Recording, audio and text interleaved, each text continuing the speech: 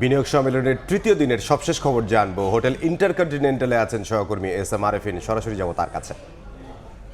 আরেফিন, বিনিয়োগ সম্মেলন 2025-এর কিন্তু আজকে তৃতীয় দিনের মতো এই সম্মেলনটি চলছে এবং আজকে সকাল 11:30 নাগাদ অন্তর্বর্তী সরকারের প্রধান উপদেষ্টা ডক্টর মোহাম্মদ ইউনূস কিন্তু অফিসিয়ালভাবে এই বিনিয়োগ সম্মেলনটির উদ্বোধন করেন এবং এর মধ্য দিয়েই আজকে সকালবেলা ইন্টারনেট সরবরাহকারী প্রতিষ্ঠান, আন্তর্জাতিক ইন্টারনেট সরবরাহকারী প্রতিষ্ঠান স্টারলিংকের কিন্তু ইন্টারনেট ব্যবহার বাংলাদেশে শুরু হয় এবং আমরা এই মুহূর্তে যে অংশটিতে রয়েছি, এই অংশটিতে বিনিয়োগ সম্মেলনের আজকের এই অংশটিতে স্বাস্থ্য সেবা এবং কৃষি নিয়ে বিভিন্ন স্টল নিয়ে আসলে দেশি বিদেশি উদ্যোক্তারা এখানে রয়েছেন। তারা তাদের বিনিয়োগ সম্ভাবনা এবং তাদের উদ্ভাবনী যে আইডিয়া রয়েছে সেগুলো কিন্তু তারা তুলে ধরছেন বিনিয়োগকারীদের সাথে এবং তারা বলছেন যে একই সাথে তারা শুধু তাদের আইডিয়া তুলে ধরছেন এবং শুধু যে তারা বিনিয়োগ আকর্ষণ করছেন বিষয়টি এমন নয়। দেশি বিদেশি যে সকল উদ্যোক্তারা রয়েছেন তারা এখানে এসে তাদের পণ্য দেখছেন এবং তারা যে ধরনের পরামর্শ দিচ্ছেন তারা কিন্তু সেই পরামর্শগুলোকেও লুফে নিচ্ছেন বলেই কিন্তু আমাদেরকে জানিয়েছে। আমি আর কি বিষয় জানিয়ে রাখতে চাই যে আজকে কিন্তু স্টারলিংকের ইন্টারনেট ব্যবহারের পর আমরা বেশ কিছু ব্যবহারকারীদের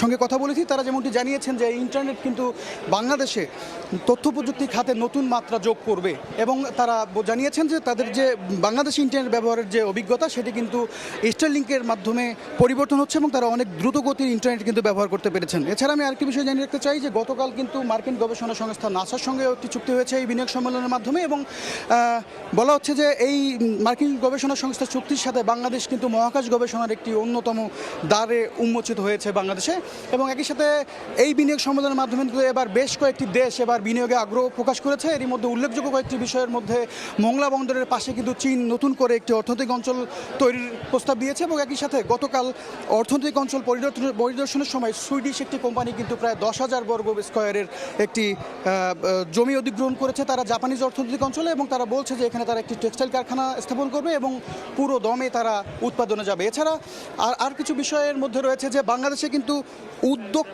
উদ্যোক্তা স্টার্ট আপ প্রতিষ্ঠান রয়েছে শপআপ। এটি কিন্তু এবার সৌদি এবং মার্কিন বিনিয়োগ অন্তত 1300 কোটি ডলারের বিনিয়োগ পেয়েছে। বলা হচ্ছে যে স্টার্ট আপ খাতের এটি সবথেকে বড় বিনিয়োগ।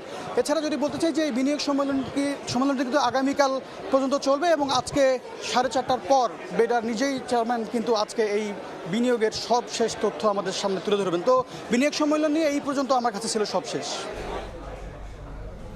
M S Arefin, hotel Intercontinental থেকে।